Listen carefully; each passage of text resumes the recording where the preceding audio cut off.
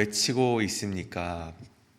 외치고 있습니까? 라는 말씀의 제목을 가지고 오늘 이 마가복음의 말씀 함께 묵상하도록 하시겠습니다.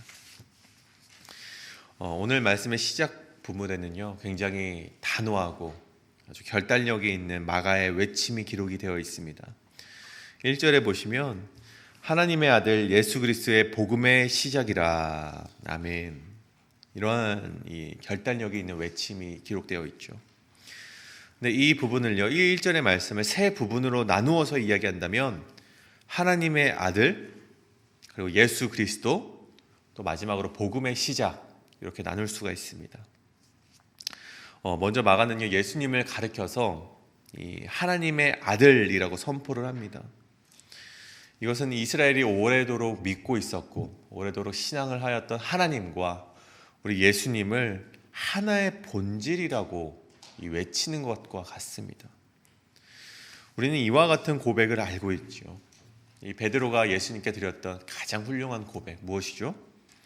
주는 그리스도시요 살아계신 하나님의 아들이시나이다. 우리는 이 고백을 우리 베드로가 예수님께 하였던 것을 알고 있습니다. 그리고 이 고백을 하고 예수님으로부터 베드로가 칭찬을 받았던 것까지도 알고 있습니다. 하나님의 아들이라는 고백이 정말 옳은 고백이기 때문입니다.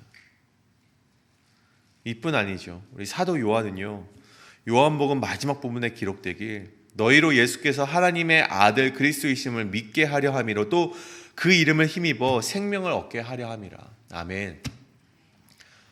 성경에서는요, 예수님을 가리켜 하나님의 아들이라는 그런 기록이, 그런 고백이 굉장히 많이 기록이 되어 있음을 우리가 볼 수 있습니다. 근데 이 고백이 우리가 그냥 말로써 그냥 할 수 있는 고백이 아니라 자칫 신성모독이라는 명목으로 죽임을 당할 수 있는 신앙의 고백임을 우리가 알아야 된다는 것이죠. 그런 결단력이 있는 고백을요, 이 마가는 가장 처음, 이 마가복음이 시작되는 가장 첫 서두에 기록을 해놨다는 것입니다. 요 뒤에 이어서 마가는요, 예수님을 가리켜서 그리스도라고 지칭을 하는 것을 볼 수가 있습니다. 이 그리스도라는 이 단어는 히브리어로는 메시아라는 뜻을 가지고 있고, 또 우리나라 말로 그 의미를 되새겨 보자면 기름 부음 받은 자라는 뜻을 가지고 있습니다. 이 기름 부음 받은 자라는 의미는 구약 시대에 가리켜서는 왕이나 제사장, 선지자들을 세울 때 이 기름을 붓다, 이 기름을 부어서 그 직위를 인정하는 그런 예식이 있었습니다. 그러니까 이 당시에는요, 하나님의 일을 위해 구별된 사람을 가리켜서 이 그리스도라고 불리움을 받았지요. 근데 이 단어는요, 이 바벨론 포로기, 이스라엘 자손들이 노예로 끌려왔을 때, 이 바벨론의 포로로 붙잡혀 왔을 때 자신들의 괴로운 현실을 구원해 줄 이에 대한 기대가 담긴 단어로 우리 상정이 되었고, 또 예수님의 시대에 와서는요, 이에 더하여서 현재의 질서를 완전히 새롭게 바꾸어줄 구원자라는 고유한 의미로 사용이 되었습니다. 즉 마가는 예수님을 가리켜서 이 시대의 진정한 구원자가 누구냐? 로마의 황제냐? 아니다. 이 시대의 진정한 구원자는 바로 예수 그리스도다. 이 신앙의 결단을요, 이 마가복음 1장에 기록하였던 것입니다. 그리고 마지막으로 그 뒤에 이어서 그 예수 그리스도께서 바로 복음의 시작이라고 우리 기록이 되어 있는 것이죠. 복음이란 또 무엇입니까? 우리 한국말로 번역을 하자면 좋은 소식, 굿뉴스를 말합니다. 이것은 헬라어로 유앙겔리온이라고 불리우는데, 이 유앙겔리온은 이 당시에 로마 제국 통치 아래에 있었던 이 시대에는요, 로마 황제와 관련이 되어서 좋은 소식을 말했습니다. 그러니까 황제가 출생하였을 때, 황제가 정말 로마 황제로 등극이 되었을 때, 전쟁에서 승리하였을 때 사용되는 단어가 바로 이 복음이었습니다. 근데 마가는요, 그 단어를 로마 황제가 아닌 예수 그리스도에게 접목시켰다는 것이죠. 이 예수 그리스도의 탄생, 예수 그리스도의 기쁜 소식, 즉 예수님을 통해 구원하시는 하나님의 소식에 대하여 그 소식만을 전하겠다는 그 말씀이 바로 오늘 1절의 말씀이라는 것입니다. 하나님의 아들 예수 그리스도의 복음의 시작이라. 아멘. 이 한 절의 말씀이지만 얼마나 완벽한 고백이며 결단력이 있는 외침입니까? 근데 마가는요, 이 결단력이 있는 외침을 여기서 그치지 않고 우리 그렇게 결단을 가지고 예수 그리스도를 외쳤던 한 사람에 대한 이야기를 그 하반절부터 시작합니다. 바로 3절과 4절의 말씀이죠. 제가 대신하여 읽겠습니다. 광야에 외치는 자의 소리가 있어 이르되 너희는 주의 길을 준비하라. 그의 오실 길을 곧게 하라. 기록된 것 같이 세례 요한이 광야에 이르러 제사함을 받게 하는 회개의 세례를 전파하니, 바로 세례 요한의 이야기입니다. 마가와 같이, 오늘 마가가 1절에서 우리 외쳤던 그 결단력이 있는 외침과 같이 또 그렇게 외쳤던 한 사람을 소개하는데 바로 이 세례 요한이라는 사람이었습니다. 이사야 선지자가 예언했던 일, 광야에서 외치는 일, 곧 여호와의 길을 예비하라고 말했던 그 일을 바로 세례 요한이 하고 있었다. 그 말씀을요, 마가복음 1장에서 기록하고 있는 것입니다. 오늘 우리가 이 말씀을 묵상할 때요, 마가와 같이 또 세례 요한과 같이 예수님께서 다시 오시겠다고 약속하셨던 그때까지 이 결단력이 있고 분명한 신앙의 외침을 선포하며 주님의 길을 예비하시는 성도님 되시길 간절히 축복합니다. 그러기 위하여서 우리가 이 땅을 살아가며 우리가 무엇을 외쳐야 되는가? 우리 마가와 같이 세례 요한과 같이 외치길 원하는데, 그렇다면 우리 인생 가운데 무엇을 외쳐야 되는가? 어떤 것을 선포해야 되는지 오늘 말씀 가운데 함께 묵상하며 나아가길 원합니다. 첫째로 우리 그리스도인은 광야에서 회개를 선포해야 됩니다. 다시 한번, 우리 그리스도인은요, 광야에서 회개를 선포해야 됩니다. 4절의 말씀이죠. 4절에 세례 요한이 광야에 이르러 죄사함을 받게 하는 회개의 세례를 전파하니 라고 되어 있습니다. 이 세례 요한은요, 광야의 사람이었다는 것입니다. 광야가 무엇입니까? 아무것도 없는 곳을 말합니다. 물론 이 지리적으로도 아무것도 없는 곳을 말하지만 상징적으로 광야를 가리켜서 우리는 의지할 곳 하나 없는 곳을 광야라고 부릅니다. 세례 요한이 활동했던 유대 광야가 바로 그러한 곳이었습니다. 위험이 가득하고 아무것도 없고 내일을 향한 이 불확실함만이 있고 고독함이 있는 곳, 그 누구도 걷지 않고 싶은 곳, 그곳이 바로 광야였습니다. 그런데 이 광야는요, 우리가 이 광야로 나아가야 되는 단 한 가지 이유가 있었는데, 그 광야는 하나님과 가까워질 수 있는 공간이었기 때문이었습니다. 이 모세와 이스라엘 자손들은 40년 동안 이 미디안 광야 생활에서 하나님의 인도하심을 만나게 됩니다. 또 예수님은 그의 사역이 시작되기 전에 40일을요 광야로 나아가시게 되었습니다. 그리고 사도 바울 역시 아라비아 광야에서 3년을 머무른 후에 하나님의 사역자로 일하게 되었다는 것이죠. 그리고 오늘 세례 요한은요, 광야에 서 있습니다. 비록 아무것도 해결되는 것 없어 보이고 내일의 안전함마저 보장이 되지 않고 매일 만나에 의지해야 되는 그 광야에 세례 요한이 세어 있었습니다. 왜 세례 요한이 이 광야에 서 있었을까요? 그것은요, 세상을 의지하지 않고 하나님을 의지하겠다는 요한의 신앙이었고, 또 하나님과 더욱 가까이 하고자 하는 요한의 결단이었습니다. 그리고 요한은 그곳에 서서 무엇을 합니까? 단 한 가지밖에 하지 않았습니다. 세상을 향해서 회개하라라고 외치고 있었습니다. 제가 예전에 이 패밀리 레스토랑에서, 한국에서 패밀리 레스토랑에서 일을 했던 적이 있었습니다. 그곳에 조명이 굉장히 어두운 레스토랑이었는데 제 유니폼이 있었습니다. 그런데 그 유니폼 역시 굉장히 어두운 유니폼이었습니다. 조명도 어둡고 유니폼도 어두우니 뭐가 이 유니폼에 묻어도 알지를 못하는 거예요. 그렇게 일주일 동안 그 유니폼을 입고 있어도 뭔가 더러운 것이 묻어도 손님도 알아채지 못하고 심지어 저도 알아채지 못하는 것이죠. 그러다가 잠시 이 밝은 곳으로 가게 되면, 야, 내가 어떻게 이렇게 더러운 유니폼을 입고 있었을까라고 깨닫게 되는 정말 그런 시절이 있었습니다.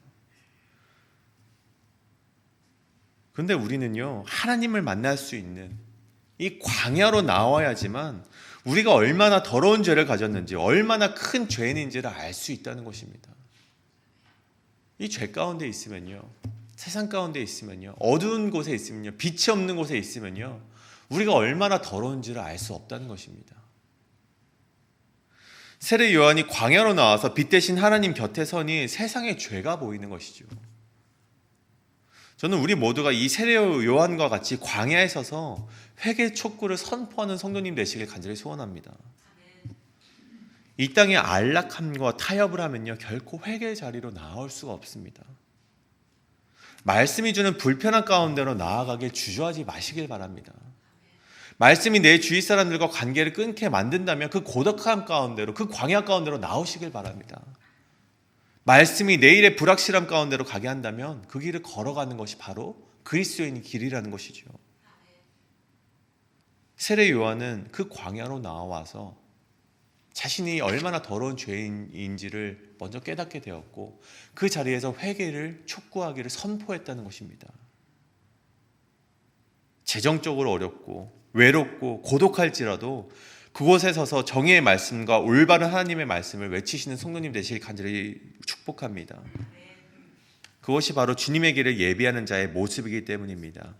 우리의 삶 속에서 나를 혼란하게 만드는 자리를 벗어나서 주님을 만날 수 있는 광야의 자리, 그 자리가 어디인지를 깨달으시고 발견해내시고 그 자리로 나아오실 수 있는 성도님 되시길 간절히 축복합니다. 둘째로, 우리 그리스도인은 우리 외쳐야 되는데, 선포해야 되는데 무엇으로 선포해야 되는가? 삶으로 선포해야 된다는 것입니다. 다시 한번요, 우리 그리스도인은 삶으로 선포해야 된다는 것입니다. 6절의 말씀입니다. 요한은 낙타터롯을 입고 허리에 가죽띠를 띠고 메뚜기와 석청을 먹더라. 아멘. 이 광야는요, 낮에는 영상 40도를 오르내리고 또 밤에는 영하로 떨어지는 사막 기후였습니다. 근데 이 사막 기후를 잘 적응하는 옷이 있었는데 바로 이 낙타털 옷이었습니다. 이 낙타털옷은요, 누구나 입을 수 있는 옷이었습니다. 그러니까 누구나 입을 수 있는, 어떻게 보면 좀 가난한 자들이 입는 옷이었죠. 세례 요한은 제사장의 아들로 남부럽지 않게 살아갈 수 있었지만 그렇게 살아가지 않았습니다. 이 옷은 낙타털옷 한 벌만 가지고 있었고, 또 그 낙타털옷이 바람에 날아가지 않기 위해서 허리띠 하나만 가지고 있었고요, 음식은 메뚜기와 야생의 꿀이 전부였습니다. 세례 요한은요, 그가 입으로 외치는 소리뿐만이 아니라 그가 살아가는 방식 자체가 사람들의 마음의 회개를 일깨우는 설교가 되었다는 것이죠. 말과 행동이 일치하는 세례 요한의 외침에 모두가 그를 존경하면서 세례를 받으러 나와왔다는 것입니다. 우리 그리스도인은요, 삶으로 보여줘야 된다는 것입니다. 말뿐만이 아니라 삶으로서 그리스도를 증거하는 인생을 살아야 된다는 것이죠. 하나님 역시 우리와의 약속을요, 말로만 하지 않으셨습니다. 우리를 사랑한다라고 끊임없이 외치셨지만 말로만 외치시지 않았다는 것이죠. 로마서 5장 8절에 이런 말씀이 기록되어 있습니다. 우리가 아직 죄인 되었을 때 그리스도께서 우리를 위하여 죽으심으로 하나님께서 우리에 대한 자기의 사랑을 확증하셨느니라. 말도 하셨지만 예수 그리스도를 우리에게 보내주셔서 십자가에 죽게 하심으로 우리의 사랑을 확증하셨다는 것입니다. 오늘 말씀은요, 세례 요한처럼 가난의 모습으로 살아가십시오라는 그런 말씀을 하는 것이 아닙니다. 그리스도인이라면 그리스도인답게 살아가라는 것이죠. 세례 요한이 그토록 자신의 뒤에 오실 이에 대한 말씀을 선포하면서 예수 그리스도에 대한 길을 예비하면서 자신은 호의호식하는 모습을 보이며 광야가 아닌 도심에 서 있었다면 그 선포가 힘이 있었을까요? 그 말씀에는요, 힘이 없었을 것입니다. 입으로는 거룩을 말하지만 나의 행동이 위선적이고 남을 억압하고 있다면, 또 입으로는 하나님을 위해서라고 말을 하지만 내 행동이 정죄하고 거친 말이 나오고 있다면 우리 입에서 나오는 말이 얼마나 볼품이 없고 힘이 없는 말이 되겠습니까? 마태복음 5장 16절에는 이렇게 기록이 되어 있습니다. 이같이 너희 빛이 사람 앞에 비치게 하여 그들로 너희의 착한 행실을 보고 하늘에 계신 너희 아버지께 영광을 돌리게 하라. 아멘.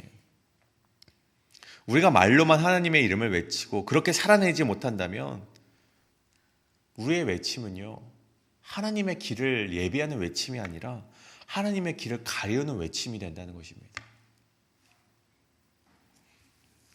우리가 예수님의 길을 활짝 비추는 길이 되기 위해서는요, 우리의 말이 예수님의 길을 예비하게 하는 길이 되기 위해서는요, 오늘 말씀과 같이 착한 행실, 선한 행실을 우리가 해야 된다는 것입니다. 오늘 본문의 이 착한 행실, 선한 행실은요, 이 원어로 보니 칼로스라는 단어가 사용이 되어 있었습니다. 이 칼로스는요, 이 선한 것, 착한 것이라는 뜻을 가지는데, 이 착함은 세상의 기준에 의한 착함이 아닙니다. 세상의 기준에 의하여서 말하는 그런 선하게 그런 것을 말하는 것이 아닙니다. 오늘 본문이 아니지만 사도행전 10장 38절에 보면 이런 말씀이 있습니다. 하나님이 나사렛 예수에게 성령과 능력을 기름 붓듯 하셨음에 그가 두루 다니시며 선한 일, 착한 일을 행하시고 마귀에게 눌린 모든 사람을 고치셨으니 이는 하나님이 함께 하셨음이라. 아멘. 여기서 선한 일, 착한 일은요, 그냥 우리 세상이 말하는 도덕적인 것을 말하는 것이 아니죠. 예수님이 살아가셨던 그 모습, 하나님께서 성령과 능력을 부어 주셔야만이 행할 수 있는 그런 일, 그런 선한 일을 말하는 것입니다. 무엇입니까? 순종과 자기 부인과 십자가를 짊어지는 것, 그것이 바로 오늘 말씀이 말하는 착한 일, 선한 일이라는 것입니다. 성도의 순종과 인내와 자기 부인과 십자가의 행실이 사람들에게 보여지게 될 때 하늘에 계신 하나님의 아버지에게 영광이 된다는 것입니다. 그것이 예수님이 살아가셨던 모습이었고 오늘 세례 요한이 우리에게 보여주었던 모습이었습니다. 그리고 그 모습이 사람들로 하여금 회개의 자리로 나오게 되었다는 것입니다. 사랑하는 성도님, 저는 오늘 저와 우리 성도님들의 모습이 그러한 모습이 되길 간절히 소원합니다. 세례 요한처럼 주님의 길을 예비하며 외치는 자, 착한 행실을 하는 자, 선한 행실을 하는 자의 모습이 되길 간절히 축복합니다. 그러기 위하여서 우리가 해야 될 것이 있습니다. 무엇입니까? 먼저 광야로 나와야 됩니다. 세상과 단절을 하고 세상에 주는 혼란 속에서 벗어나서 광야로 나와야 된다는 것입니다. 세상과 타협하는 자리에서 벗어나 하나님의 빛 가운데로 나오는 것이 첫 번째고, 그 자리에서 회개를 선포하며 착한 일, 선한 일을 행동하는 자가 되어야 된다는 것입니다. 우리 스프링롤이, 저도 어제 깜짝 놀랐는데 어제 하루만 우리 19,000불의 이 판매량을 기록했다고 합니다. 굉장히 많은 금액이죠. 저는 어제 마지막 정산을 할 때 우리 이정 장로님께서 그 금액을 말했는데 사실 잘 와닿지가 않았는데, 퇴근하면서 집에 가면서 이 한화, 아직 제가 이제 아직 한국의 때가 이제 벗어나지 않은 것 같습니다. 이제 한화로 곱하기를 해봤습니다. 정말 엄청난 금액이더라고요. 19,000불이. 근데 이것이 가능했던 이유가 무엇입니까? 오늘 아침에도 이 새벽 기도 끝나자마자 다 붙잡혀 가시지 않습니까? 저 짐으로. 아침 일찍 나오셔서 양배추를 또 씻으시고 써시고 양념하고 허리가 아파도 팔이 저려도 마셔야 되지 않습니까? 우리가 얼마나 큰 고통입니까? 파스 하나 붙이지 않으신 분이 없을 것 같습니다.